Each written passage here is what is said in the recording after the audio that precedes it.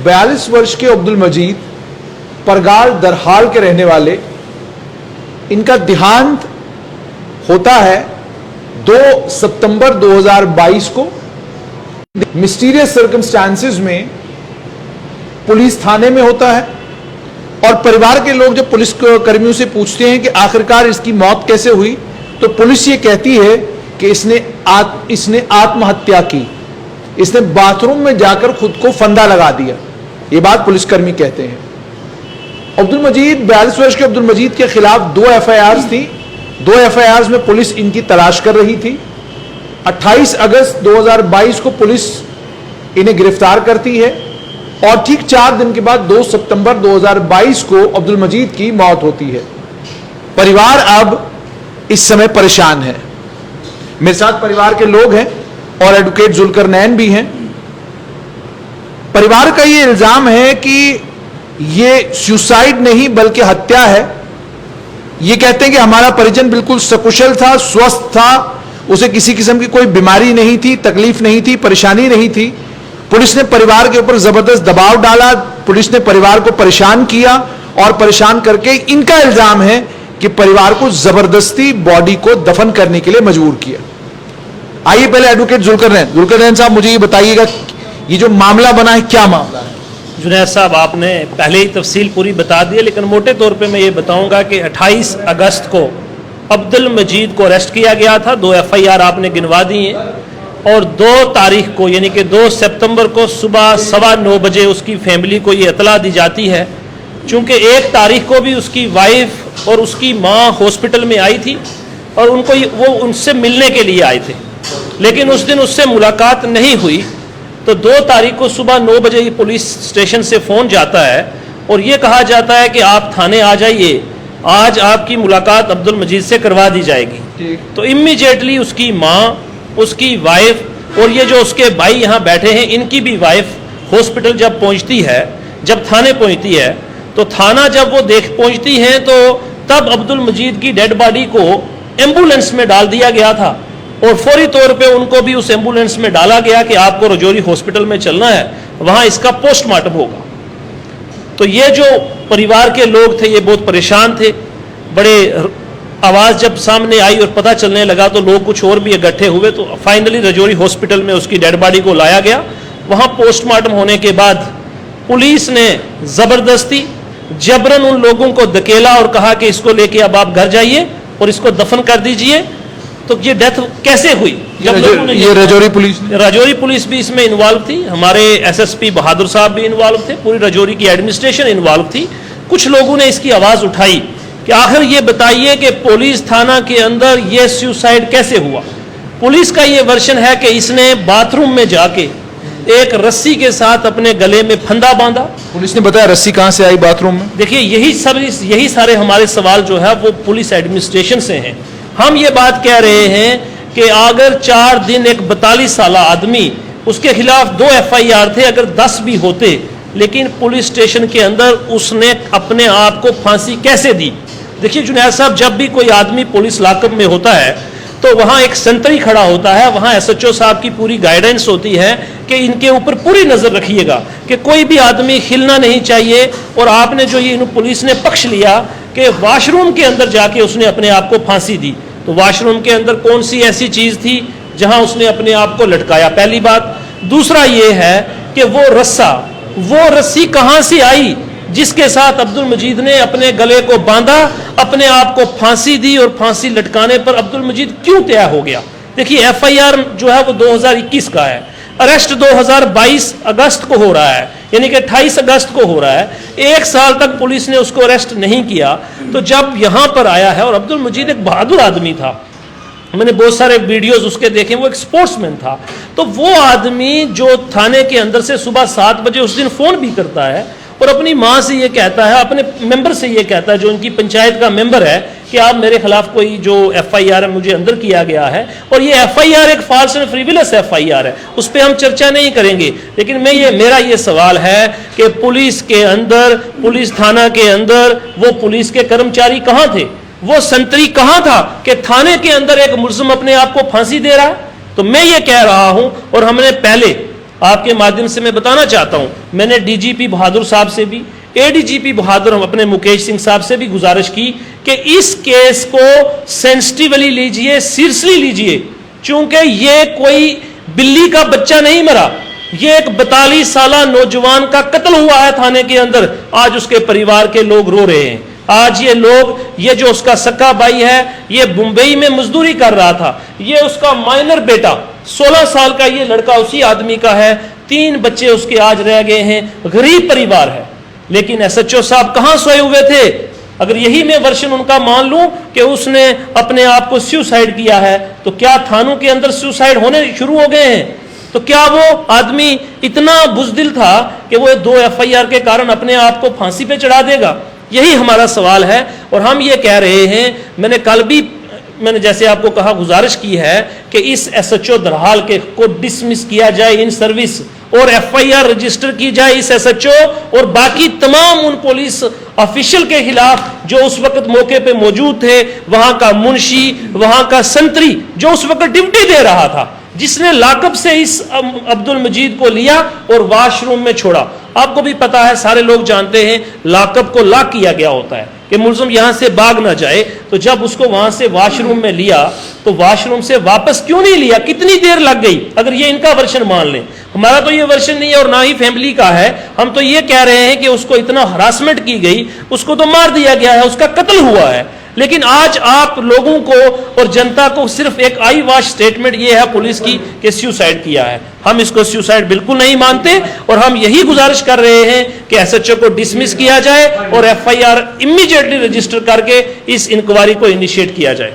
आपने सुन लिया कि एडवोकेट जुल्करनैन का कहना है कि इंक्वायरी इनिशिएट की जाए। मेरे साथ उनके भाई हैं, आपका नाम? अस्सलाम वालेकुम वरहमतुल्लाहि वबरकातुहू। मेरा नाम मोहम्मद अल्ताफ। अल्ताफ साहब, आप क्या काम करते हैं? मैं बम्बई मुंबई में काम करते हैं। तो मुझे ये बताइएगा कि आपको कब इत्तला मिली कि आपके जो भाई हैं उनका देहांत हो गया है? ये जब उसको पकड़ा, वो 28 तारीख 2:30 बजे का टाइम था लगभग। तो ये फिर जब इसका कत्ल किया गया, ये फिर उसी 1 तारीख को मेरी माँ और उसकी बीवी आई मिलने के लिए और इन्हें नहीं मिलने दिया। और उसने मतलब मिलने क्यों नहीं दिया? क्या कहा पुलिस ने? नहीं मिलने दिया। जो पुलिस थी उसने मेरी माँ ने जब बोला कि हमसे फ़ोन में ही बात करवाओ, दोस्त को जो बोलेगा हम करेंगे बाहर से, तो पुलिस वालों ने बोला, जो एसएचओ उसने हमको बोला कि मतलब जो इससे बात किसी से घर वाले से करवाएगा तो मैं उसका नंबर, मोबाइल डाटा निकालूंगा और उसको मतलब नौकरी से निकालूंगा। तो बात नहीं होने दी। वो फिर रोती हुई फैमिली घर चली गई। फिर दूसरे दिन सुबह उसने 7:27 पे कॉल किया है घर के नंबर पे। फिर उसने बोला कि आओ। 7:27 पर जो उसने कॉल की, वो उसने अपने मोबाइल से की या थाने से? अपना मोबाइल उसी दिन उसका जमा हो गया था, किसी के नंबर से किया है।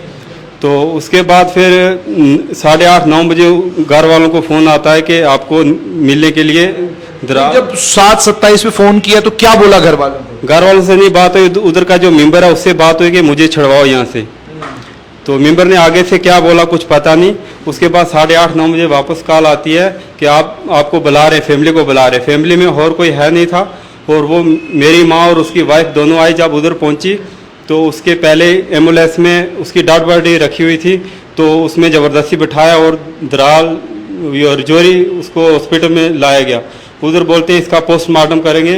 जब उधर और रिश्तेदार जहाँ मतलब रिश्तेदार से जब तक पहुँचते, उधर से उन्होंने धक्के मारे और लेके उसको दफना दिया। यही सोचा कि ये गरीब हैं, इनका कोई आवाज़ उठाने वाला। घर वालों से आपकी बात, क्योंकि आप अभी बॉम्बे से आए हैं, क्या घर वालों से आपकी बात हुई और उन्होंने क्या बताया? गुस्ल देते वक्त कोई जिस्म के ऊपर निशान, कोई बात बताई? कुछ भी नहीं। वो लास्ट में जब उन्हें मार के ना वो जो रस्सी डाली उसी का निशान वो उन्हें खुद डाला है। वो कत्ल किया गया है, उसने खुद फांसी नहीं दी। इससे पहले वो जेल में जाता रहा, उसने कभी ऐसा नहीं किया। इससे पहले भी कोई मामले उनके खिलाफ बने थे? पहले भी मामले में बहुत बार गया, लेकिन उसने ऐसा कभी नहीं किया। और अगर उसने सुसाइड करना रहता तो वो कभी बाहर भी कर सकता था। लेकिन आपसे एक चीज और जानना चाहूंगा, क्योंकि आप परिवार से दूर रहते हैं, नशा तो नहीं करते थे कोई? नहीं, कुछ नशा ऐसा कुछ है ही नहीं। चौकी के अंदर क्या नशा करेगा वो? जब एक अंगूठी नील जाने देते, बेल्ट निकाल देते हैं। और कौन सा वो एसएचओ और कौन सी पुलिस है जो उसको रस्सी देगी आप फांसी लगाओ? अच्छा।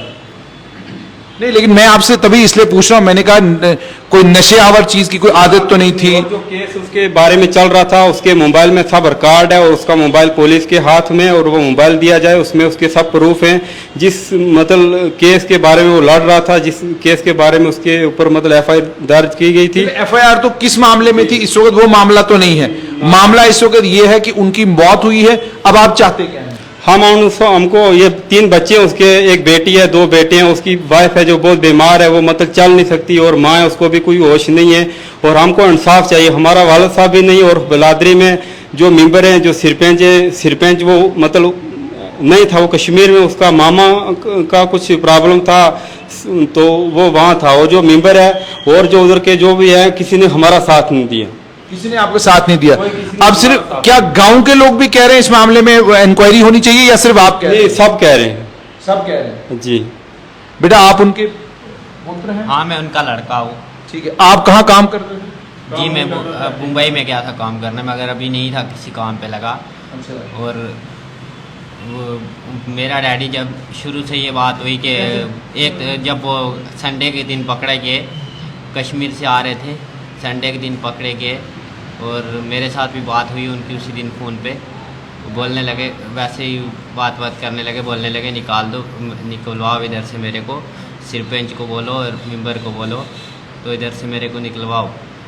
और उसके बाद मेरे से बात उनकी नहीं हुई, और अच्छा, उसके बाद कोई बात नहीं हुई?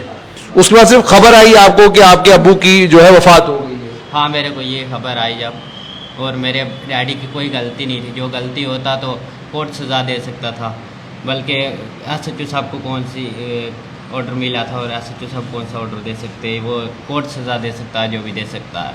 मुझे एक चीज़ बताइएगा, वैसे ये तो बड़ा मुश्किल सवाल है, लेकिन मेरी मजबूरी है, मुझे ये सवाल पूछना पड़ेगा। आप चूंकि बेटे हैं और घर पे ही थे, आपके अब्बू कोई नशा तो नहीं करते? जी नहीं, मेरे डैडी कुछ नशा भी नहीं थे करते, बिल्कुल। गाड़ी चलाते थे, सब करते थे, मगर नशा कुछ नहीं थे करते किसी टाइम भी। किसी टाइप का नहीं? कोई परेशानी, माली परेशानी, कोई कर्जा, कोई कुछ? नहीं, कुछ नहीं, कोई परेशानी नहीं थी? नहीं जनाब, कोई परेशानी कुछ भी नहीं था। बस यही है कि अभी इनको रहने के लिए छत नहीं है, छोटे छोटे बच्चे, मासूम बच्चे हैं। अभी मेरी माँ बीमार है, अभी इसकी माँ बीमार है, जो उसकी वाइफ है। अब आप बताओ मैं कैसे चलूँ, मैं क्या करूँ? आज आप 2 ही भाई थे? हम 3 भाई थे। जो छोटा भाई है उसका भी बाजू कट गया था एक्सीडेंट होके, और वो भी छोटा ही है, वो भी मतलब मजदूर है, उसकी टांग भी टूट गई थी और उसका बाजू आधा कटा हुआ है। और हमारा वालिद साहब भी नहीं, और हमारी बिलादरी में कोई आवाज़ उठाता नहीं है, इसीलिए नहीं उठाता कि ये गरीब है। बस हमको यही है कि हमारा को इंसाफ चाहिए। हमारा भाई तो नहीं वापस आ सकता। अब आप इंसाफ चाहते हैं? जुल्फिकार साहब, क्या मांग है आपकी? अब सिर्फ इंसाफ की मांग है, क्योंकि मामले इंसाफ से तो होते नहीं, इंसाफ तो कोर्ट करती है, लेकिन और क्या क्या मांगे सर? आप क्या चाहते हैं पुलिस क्या करे? हम चाहते हैं कि हमारे DGP साहब और ADGP साहब, जैसे मैंने पहले भी कहा, कि अकाउंटेबिलिटी फिक्स की जाए। थानों के अंदर अगर आप लोगों को मरते हुए देखेंगे और उसमें आप ये प्ली लेंगे कि अब यहाँ पर सुसाइड हो गया, तो इसको हम मानने के लिए तैयार नहीं है। और अगर आप रूल ऑफ लॉ के ऊपर लोगों का विश्वास बनाना चाहते हैं और पुलिस यहाँ सक्षम है और काम कर रही है, तो बहरहाल SHO को डिसमिस कीजिए, FIR रजिस्टर कीजिए अंडर कस्टोडियन किलिंग। हमें कोर्ट का दरवाज़ा खटखटाने से पहले हम फिर से गुजारिश करेंगे, और पूरी राजौरी की आवाम ये गुजारिश कर रही है। मुझे अनलिमिटेड फ़ोन कॉल्स मैंने रिकॉर्ड जो है मैंने रिसीव किए हैं, सारे के सारे लोग ये कह रहे हैं कि इस मामले में छानबीन होनी चाहिए, जो मुल्जिम पाया जा रहा है। चूँकि ये जुनैद साहब, मैंने पहले भी कहा कि बिल्ली का बच्चा नहीं मरा, एक 42 साल जवान को पुलिस कस्टडी के अंदर उसकी डेथ हुई है। और हम इसीलिए ये कह रहे हैं कि जब तक आप अकाउंटेबिलिटी फिक्स नहीं करेंगे तो लोगों का विश्वास रूल ऑफ लॉ पे कैसे बनेगा? आज पुलिस के खिलाफ ये FIR है, आज पुलिस ने ये ऑफेंस कमिट किया है, तो आज पुलिस अगर अपने लोगों को बचाने का काम करेगी तो फिर तो आप देख लीजिए कि हम किस तरफ बढ़ रहे हैं। तो हमारी यही गुजारिश है कि जल्दी से जल्दी इस SHO को डिसमिस कीजिए, और इसके खिलाफ FIR रजिस्टर करवाइएगा। ये फैमिली आज रो रही है, आप इनको गरीब समझ के रफा दफा करने की कोशिश ना कीजिए। हम पूरी सपोर्ट इन लोगों की करेंगे और इनके इंसाफ के लिए हम लड़ेंगे और जहां तक हमें जाना पड़ा हम तब वहां तक जाएंगे। लेकिन हम कह रहे हैं कि इस आदमी को कस्टोडियल किलिंग है, ये कोई सुसाइड नहीं है। बहुत बहुत शुक्रिया। जी जी, कभी बोलते हैं इनने लगाया अंदर कम मतलब फांसी लगाया, कभी बोलते हैं बाथरूम में लगाया। और एक बात यह है कि जा तो हम सबको फांसी दो, जा हमारा रास्ता कोई निकालो, बस मेरे यही लास्ट बात। जहाँ हमको सबको लटका के फांसी लगाओ, नहीं तो हम खुद सब मतलब ऐसे रोड में निकलेंगे और हमको सबको मारो, या तो हमारे भाई का इंसाफ दो। तो आपने सुन लिया, परिवार का साफ तौर पर ये कहना है कि हमें इंसाफ चाहिए। वो मानने के लिए तैयार नहीं कि पुलिस जो कह रही है कि ये आत्महत्या का मामला है, मानने के लिए तैयार नहीं। वो कहते हैं आत्महत्या नहीं, बल्कि पुलिस की कस्टडी में ये मौत हुई है, इसमें इंक्वायरी ऑर्डर होनी चाहिए, तथ्य सामने आने चाहिए ताकि ये पता चले कि आखिरकार इस शख्स की, अब्दुल मजीद की मौत, 42 साल अब्दुल मजीद की मौत आखिरकार दरहाल थाने में कैसे हुई। उम्मीद और तवक्का ये राजौरी पुलिस इस मामले में इंक्वायरी ऑर्डर करेगी और अगर वहां से नहीं होता तो ADGP जम्मू मुकेश सिंह इस मामले का संज्ञान भी लेंगे, इंक्वायरी भी ऑर्डर करेंगे और अगर वाकई कोई बेईमानी निकल आती है तो जो लोग इन्वॉल्व हों उनके खिलाफ सख्त कानूनी कार्रवाई होगी।